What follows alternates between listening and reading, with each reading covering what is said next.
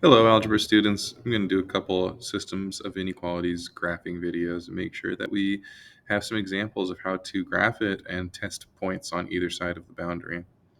So if I have two different inequalities, a system of inequalities like this one, best case scenario is they come to me in mx plus b form, and then I can just identify the m is the number touching x, the b is the number that does not touch x. And remember as well that m is rise over run and b is your y-intercept. So I'll start with a dot right here at y equals 6. Then from there I'll count up 1 and over 2, because that's what 1/2 means as a slope. Rise 1, run 2. Now, those dots right there are what are called the boundary line. And I need to determine if I'm going to draw a solid boundary line or a dashed boundary line. If you look back at the inequality symbol right here, it says greater than. It does not say equal to. It does not say equal to.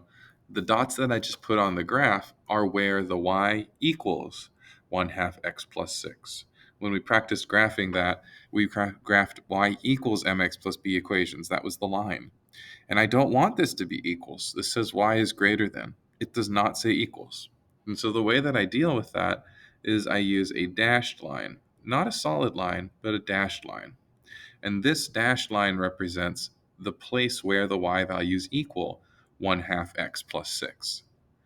What I need to do here is to shade where the y values are greater than 1/2 x plus 6.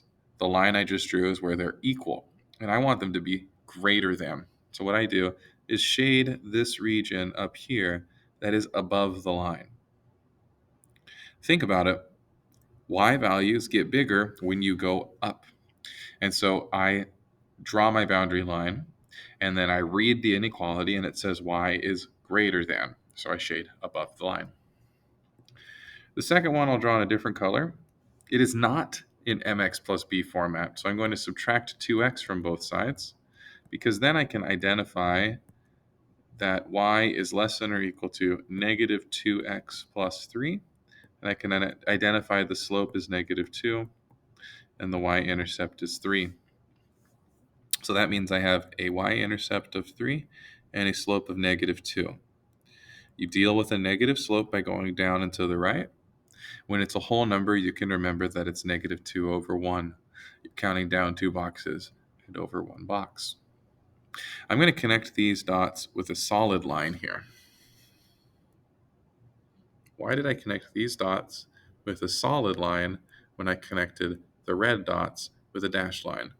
And it is because I am not just less than, but also equals to. When your inequality is underlined, you draw a solid line. Just like when we did number lines and we had an inequality that was underlined, we filled in the dot. Here we fill in the line. This one says y is less than, so I shade below the line. All of this area here have y values that are below the boundary line. Now the most important place is where it is double shaded. Red and blue make purple, so I'm going to bring some purple in here and double shade this zone up here in the top left corner. Any point that is in that zone is a solution to the system of inequalities. So for example, the point negative 10, comma 10 is a solution to both inequalities. How do I know? If I plug it into the red point, the red inequality, and I check, is 10 bigger than 1/2 times negative 10 plus 6? This is going to work out to be true. 10 is bigger than negative 5 plus 6. So it's true for the red inequality.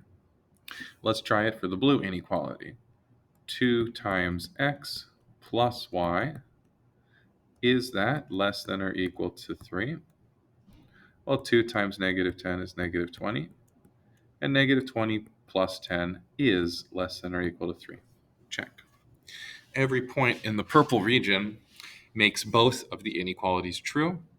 Therefore, it is a solution to the system. I want you to pause for a second and think. This is really just graphing y equals mx plus b lines, like we've been practicing many times.